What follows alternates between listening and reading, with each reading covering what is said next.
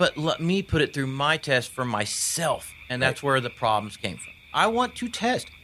You know, anybody who knows me, or if you follow my Instagram or have just happened to come across some of my stuff on Facebook, I will flat out tell you I use Ripcord drop-aways. They are, to me, the best. I love them. They work. Right. You can send Jeremy a message and ask him, hey, what does he use for this, this, and this? I'll tell you what I use. Now, having said that, does that mean it's going to work for you? No. Right. But you got to test the products. It's kind of like a bow. I always say, go to a pro staff shop, and if they've got a range, shoot every bow you got there. Right. Shoot them all. I don't care if it's Prime, Expedition. I think PSC's out of business now. Hoyt, Matthews. Is PSC out of business? I do believe so. I heard the rumor, but I wasn't sure if they were. I'm pretty sure they shut down about 2 years ago. Really? Yeah, I know they still have them for sale, but they're like all discounted. Exactly. They're their older brands. But the thing is, as a bow enthusiast and a guy who worked in a shop, yes, I shoot Hoyt. That is my personal preference. My whole family does. But when you come into my shop at that time, I always encouraged everybody to shoot it. Everything we had, because every bow will talk to you. Okay. And don't just shoot it. Enjoy it.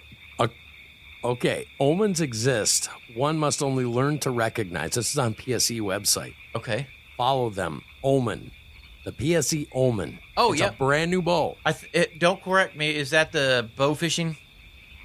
Well, they've got it on both. They've got the reel set up on here, and yeah, I think that's a bow fishing. Okay, so Evo XF, and they've got a broadhead on here.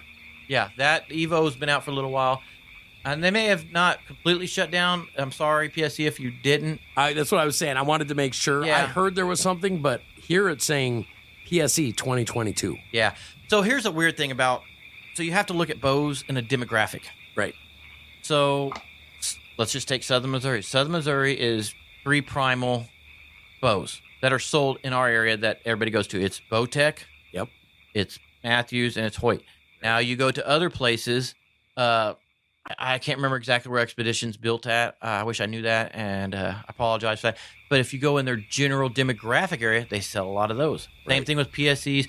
You get to certain areas, and people don't even like Hoyt or Matthews. They don't like those name brands. They want their PSEs or right. You have to look at it as demographic. Now, Matthews obviously owns the national market because they have the money to pour into. Like, they've got all these shows. Everybody. Well, first of all, they've got a great product. Mm-hmm. Mm-hmm. They're a great they do. bow. I like to make fun of guys if they shoot a Matthews, but I almost bought not the Triax that came out a couple years ago, and then after that they made another one. I can't remember the top of my head. I almost bought one. It was dead in the hand. Dead in the hand. And anybody who shoots a bow knows what dead in the hand is. The roll was perfect. It didn't have any up and down. It was dead. You pull that thing back, it locks in, and when you fire it, it's dead.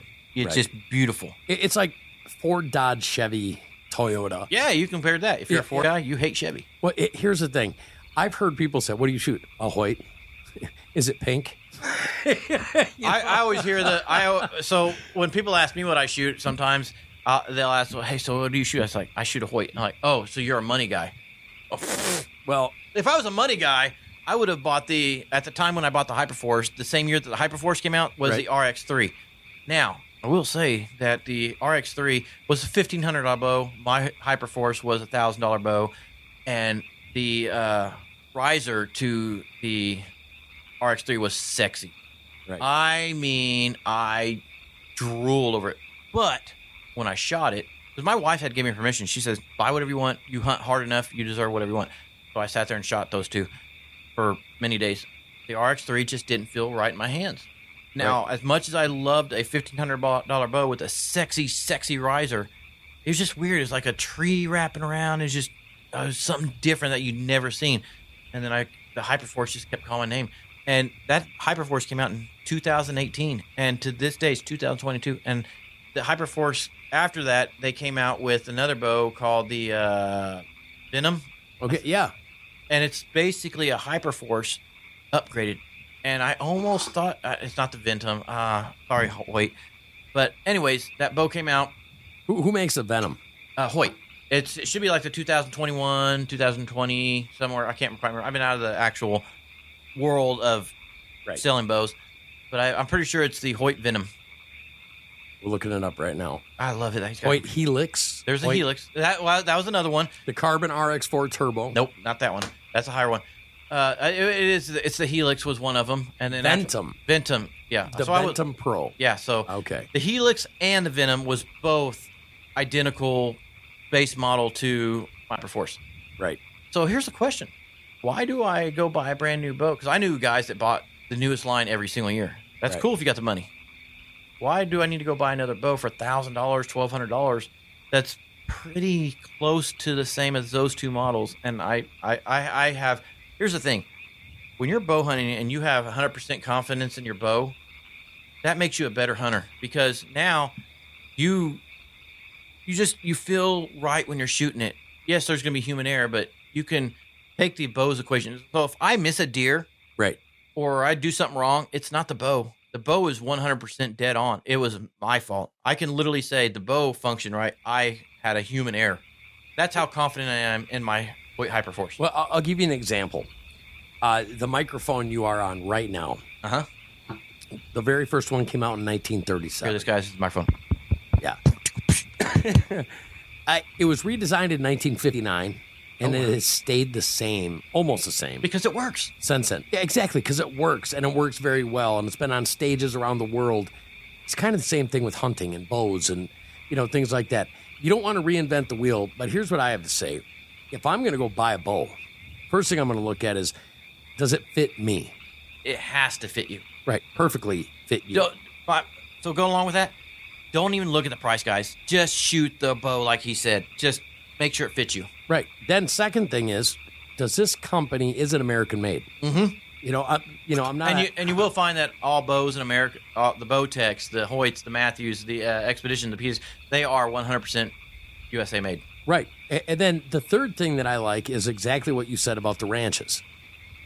Does this bow or this rifle company, do they give back to protect the things that I hold dear? Do they have programs for youth? Do they have programs for veterans?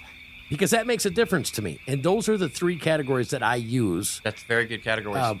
Because here's the thing, durability, they're all going to last now. If you take care of them, they're all going to last. Oh, these bows nowadays are just top. Their technology is unbelievable, so they will last. Right.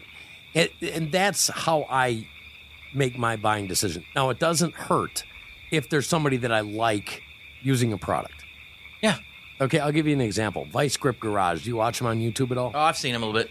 Funniest guy, I think, on YouTube. Yeah. He'll say things like, "Oh, for cripe's sake," or "for crying in the rain." Yeah, he says some absurd, odd things. But it was like my grandpa 2.0. So he starts using different oils, and I'm like, you know what? I'm gonna try it. Not because of anything that's on the shelf or anything else, because he uses it. So that's where they got you. And you're a pro hunter, and that's what they want reflected with you.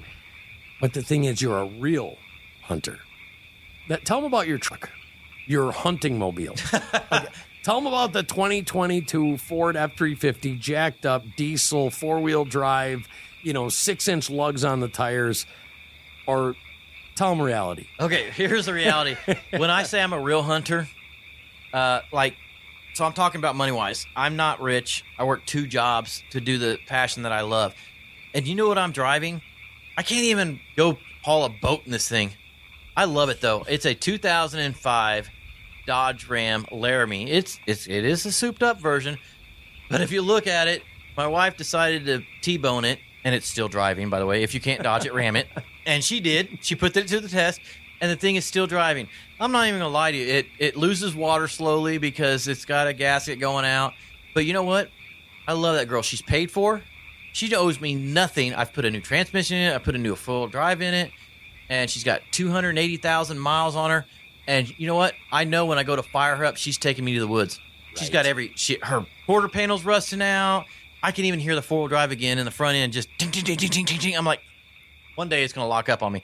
But I love her. She's paid for. She gets me where I got to go. And I know if I'm in the woods in a muddy spot, I'm going to lock that four-wheel drive in, and she's gone. And you're getting out.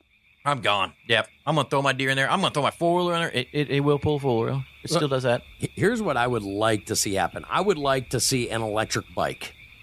Yeah. And then say, you know what? Hey, David Todd, we know you're doing this. We know you're in some pretty tough terrain.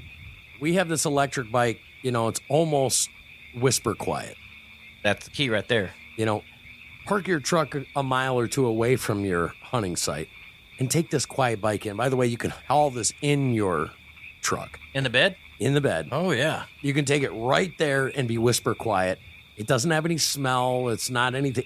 That's what I like to see. And then, is it real? Are you going to get through the little creeks? Are you going to get through, And then after you shoot a deer, put it on the trailer on the back and haul it out of there. And give us an honest experience about what it is. Because these bikes are $5,000 or $6,000. I mean, more than that, $7,000. Some of them are expensive. Have you ever seen anybody? I've seen people out there joyriding on their promo videos. Oh, yeah. But I haven't seen anybody actually working them. Okay, so you have seen them. Anybody who watches hunting channels, you're going to see them. Right. Those are paid guys. They either got them for free or they got them at an extremely low discount. Right. But as an everyday hunter in the rural America, I know a lot of hunters, and not a single one has one because the price is just ridiculous. Go buy a four-wheeler for $7,000. Right. That's the whole point. Yeah. So, I mean, if they really want to get rid of them, I mean, what can they do? What can they do for the average guy? How long does the battery last? You know what I mean? I don't know because, I mean, give me something that's going to last and that's price point to where an average guy like me can actually afford to go do it. Well, here's the thing, and we know this. Average hunters spend a crap ton of money on their stuff. Yes, we do. If they want something, they're going to go get it. We're going to save up for it. So, exactly, kind of like you said, do you know how I pay for my deer year meat, or my mounts that I do every year? How's that?